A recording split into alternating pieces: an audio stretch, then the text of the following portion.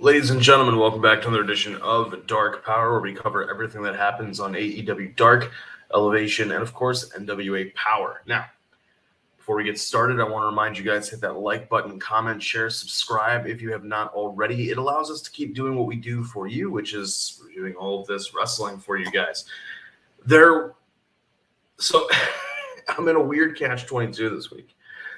I know that I've said for some time that I'm looking for shorter episodes of Dark, shorter episodes of Elevation, and we get that. We get longer matches.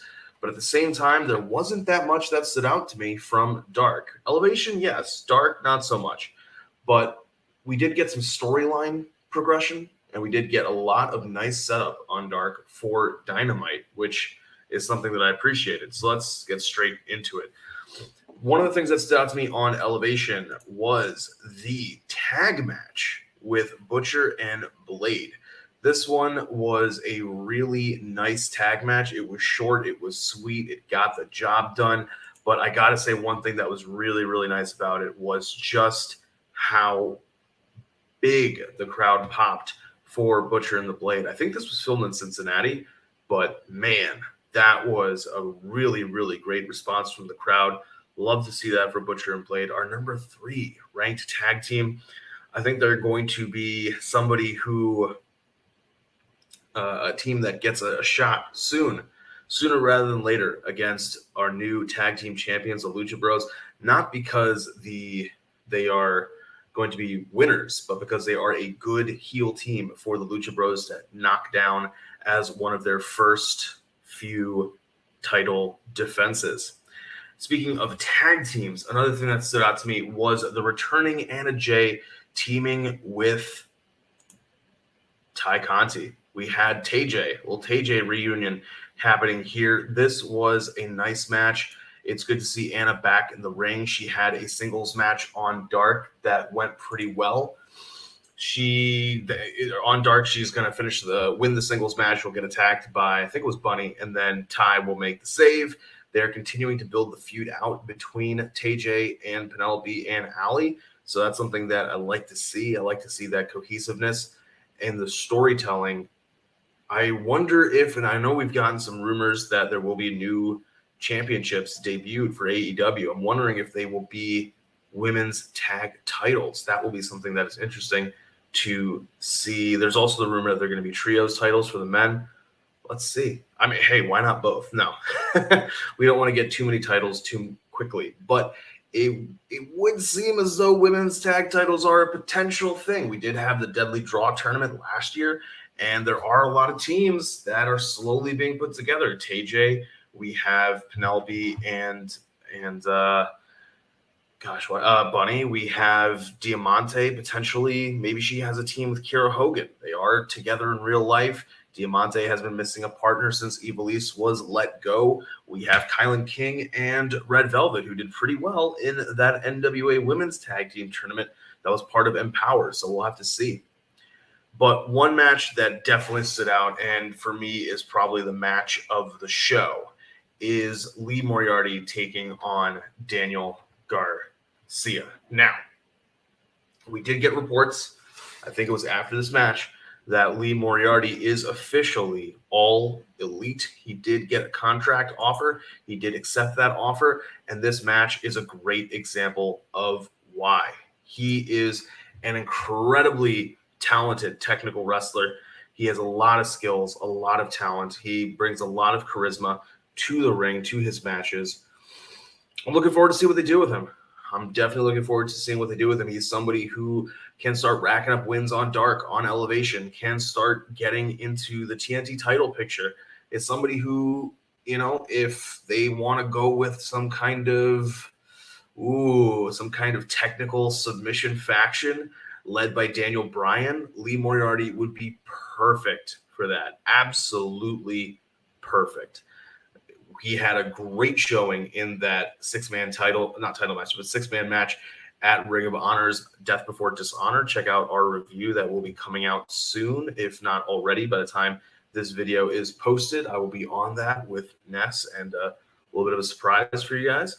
But that was a great match against Violence Unlimited with him, John Walters, and LSG. and he's continuing to show out everywhere he goes. I had the opportunity to see him at Warrior Wrestling back in, I think it was July. It was their July show, and just a great, great match. So shout out to Lee Moriarty. Congratulations to him, which is a great segue to this next picture. But it was the thing that's, it's Sean Spears clapping for Lee Moriarty being signed. No, it was Sean Spears in his singles match on Dark. That was one of the things that stood out to me from Dark. There were only 8 matches on Dark, and I liked it that it was a shortened show, only about 50 minutes long. Nice get in, get out, get us moving.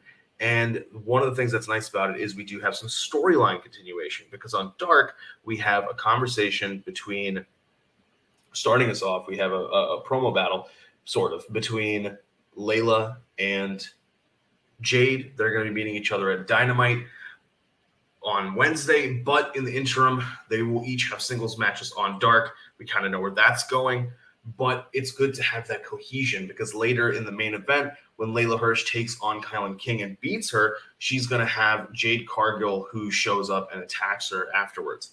But one thing that I liked also is cohesion in the storytelling, where we had promo from vignette style promo from Sonny Kiss and Joey Janela hyping up a match between the two of them. This is a storyline that we've seen play out a bit on Dark, on Elevation. I want to see it continue more. Let's see. I don't think they named. I still don't think Joey has revealed the name of the woman who is helping him. So we'll have to see who exactly that person is. So guys, let's turn towards NWA Powerrr. This week on Powerrr was a little bit disjointed still, but kind of getting back on track. We start off with a Trevor Murdoch interview promo. It goes really, really well. He invites Nick Aldis out here to talk. And I got to say, Nick Aldis cut a fantastic babyface style promo and turned things over back to Trevor, saying, each person said, the floor is yours. And then Aldis comes out, cuts his promo. Basically, it's kind of a rehash of last week, but last week went very, very well. So it's fine to have that rehash. And he does that and then says, you know what? The floor is yours, sir, because you are now the NWA World's Heavyweight Champion. We then have a tag match with Aaron Stevens and Kratos up against the Rude Dudes, which is Sam Adonis or El Rudo and Stanley teaming up together. This was a pretty good tag match. Kratos did a lot of the heavy lifting, but I gotta say they're doing well on doing. They are doing well the confliction within Aaron Stevens over how he needs to proceed. He has tried to be an honorable, upstanding person, upstanding face.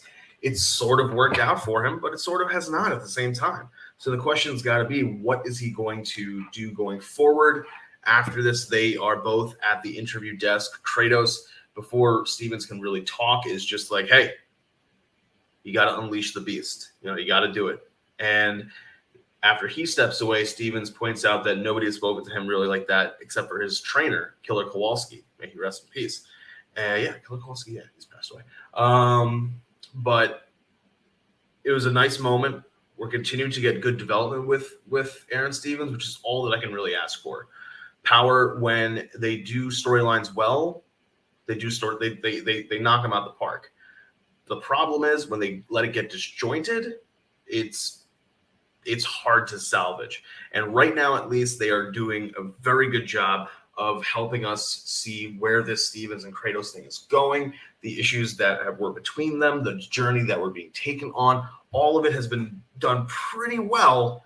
No, a couple mishaps, but they're keeping that train on the tracks. That's really all that I can ask for, because Powerrr doesn't usually tell super complicated stories, but the only thing that really overcomplicates them is when they get in their own way, when Billy Corgan gets in his own way with the storytelling. And that's kind of where our next thing goes with James Storm and Judias and Sinister Ministry. So Storm, okay.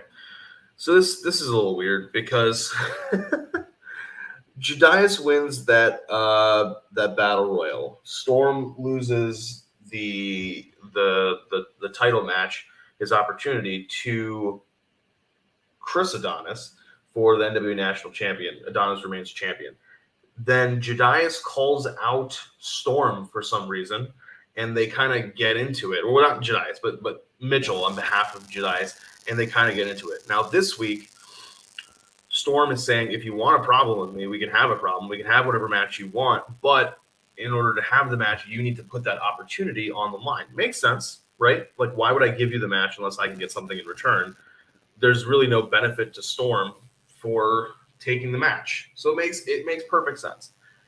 They say, why would we give you the match? But you're the one calling Storm out. So I get it from the heel perspective. Why put the opportunity on the line? But then also be like, why we're looking past you? You're like, you guys are the ones who called out Storm in the first place. So that seems a little weird. But I guess it kind of makes sense in the sense that they are perfectly fine with having the match. Just why put something on the line? All right, that's fair. Now next we have a very, very predictable match where Marty Bell takes on Paola Blaze. And here we know that from last week that the two teams are going to have two singles matches. Marty Bell takes on Paola Blaze. Genocide takes on Allison Kay. Should either Paola Blaze or Genocide win their match, they get a title match against Marty Bell and Allison Kay for the women's tag titles. Now, here's the issue. Why would you have a match?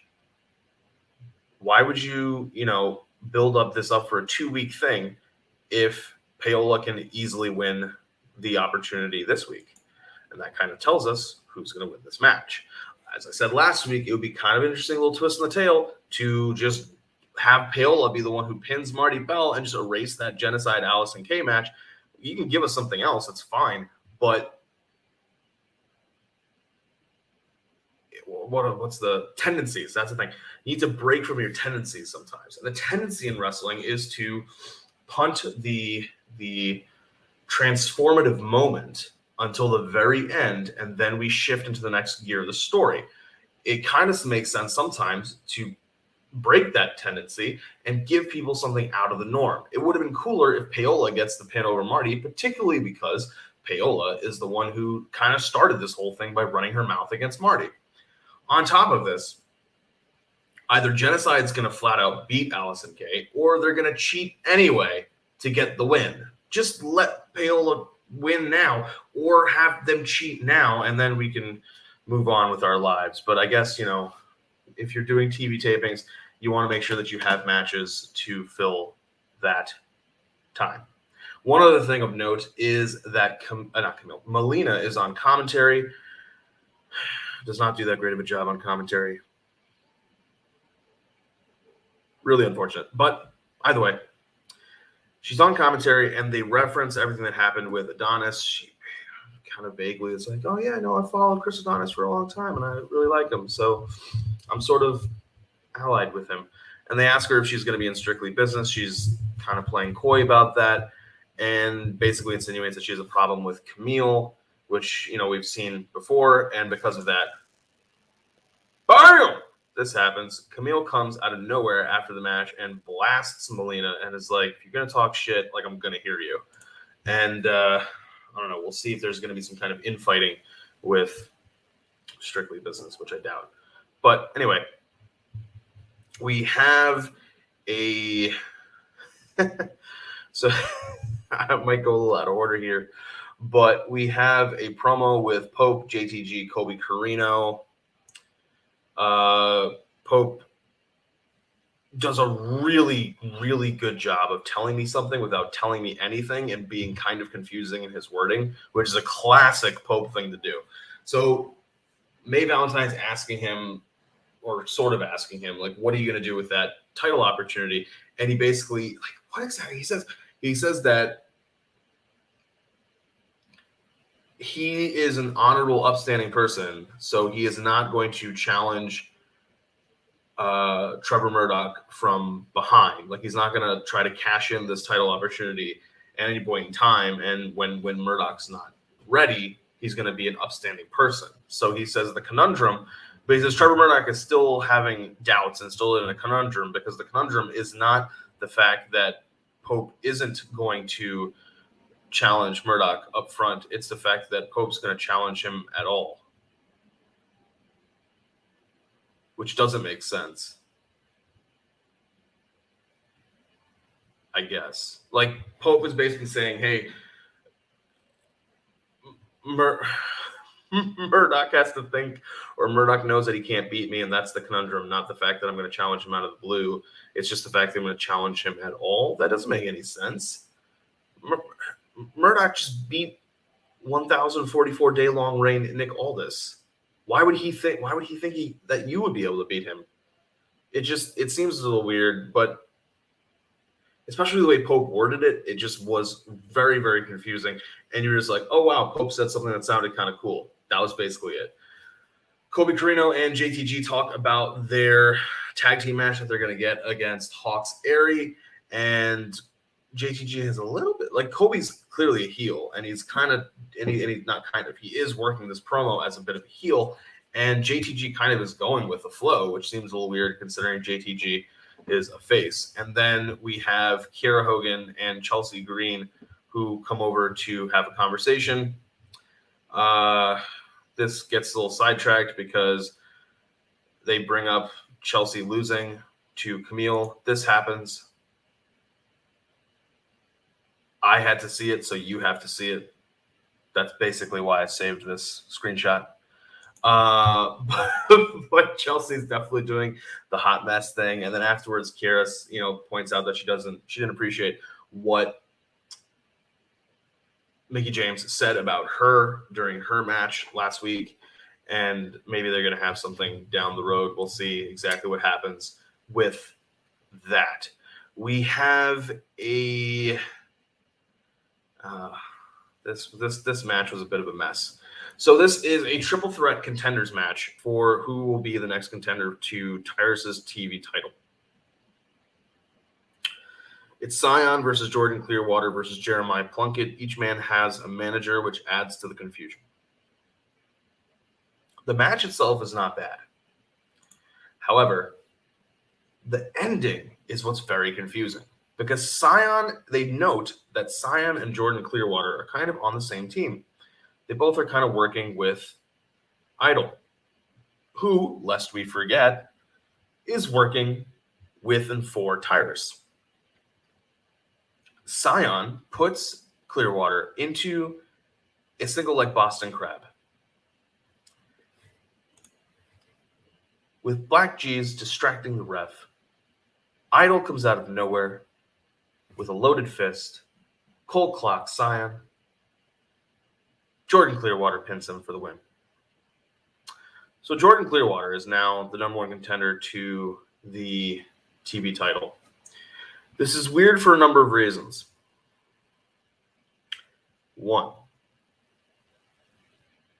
it shouldn't matter between Scion and Jordan Clearwater who wins if they're both on the same page when it comes to just getting Tyrus another title defense. Two, if that's not the case and they're not on the same page, why is Scion even on your team in the first place? Three, why didn't they do this to Jeremiah Plunkett? He's the face in the match. Are they turning Scion face? Is that the story that they're trying to tell me? What the hell's going on? There was a lot of confusingness that happened here, and it was definitely the low point of the show, which was saved by our main event, which was, believe it or not, a slap fight. So Jax Dane and Crimson decided that their match, where Crimson said he was going to humiliate Jax Dane, is going to be a slap fight. And yes, an actual full-blown slap fight that you would see on ESPN, the Ocho. Now, we have security guards out there for some reason. Trevor Murdoch is out there for some reason. Really only the ref. But anyway, they have the chalk thing and all that kind of stuff. They're, doing doing the slaps, all that kind of shit. And one, it's just hilarious. in and of itself, especially because at one point in time, in order to get this match over, or not even a match, the slap fight over, Tim Storm has to talk about how people might have seen something like this when they're up at 2 o'clock or 3 o'clock in the morning with their TVs just on. If that's the kind of stuff that people will be watching at 2 o'clock, 3 o'clock in the morning, why is the NWA making it their main event for a show that airs at 6:05 p.m. and goes till about 7? You're telling me that you can't come up with a better main event than something we would see at 2 o'clock in the morning when we can't sleep and we have insomnia. Think about, and that's no fault of Tim Storm. He's trying to come up with anything he can to save this segment. Gosh, I feel like Jim Cornette when I'm saying this. When he really is. He's trying to come up with anything he can say to try to save this segment. It's not helped when Velvet Sky is on commentary saying that she's never seen a slap fight before. Then after the slaps start going, she's like, oh, yeah, any one of these can knock you out. I've seen it. Like, whoa, look. Naturally, when you have some kind of competition like this, the heel is going to sucker punch somebody or cheat. And, of course, Jack Stain does. He sucker punches Crimson when he's supposed to do his slap the second round. And then it devolves into a brawl.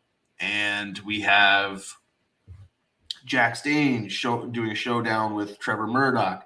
We have then Strictly Business comes out and starts attacking Murdoch, which is very confusing because the beginning of the show made us think that Aldis was turning face, or at least was being respectful towards Murdoch. Now, if they're gonna go with something where Strictly Business is chafing under this new kind of version of Aldis, that's fine. But if they don't, it just seems like then you need to also have a moment where Aldis shows that he's not being respectful, that he's still a heel and he's still an asshole. Next, because Strictly Business comes out and one member of Strictly Business is the national champion, which is what Jedias wants, Jedias comes out, which naturally means James Storm comes out. So this whole thing just devolves into a brawl, and that's how NWA leaves us for this week. Not a lot resolved, but more questions, more new questions than questions answered. But that's kind of one of the things that NWA does very well. And at least when they do answer the questions, they do a pretty decent job of it. So we'll see what happens going forward. And that, guys, brings us to a close. Thank you once again for watching this review of AEW Dark Elevation and Powerrr. I got to say, check out that Lee Moriarty Daniel Garcia match if you have not already. It's a really, really good match and definitely the best match out of these 3 shows. So thank you guys once again for tuning in. Remember, until next time, take care of yourselves and each other, and I will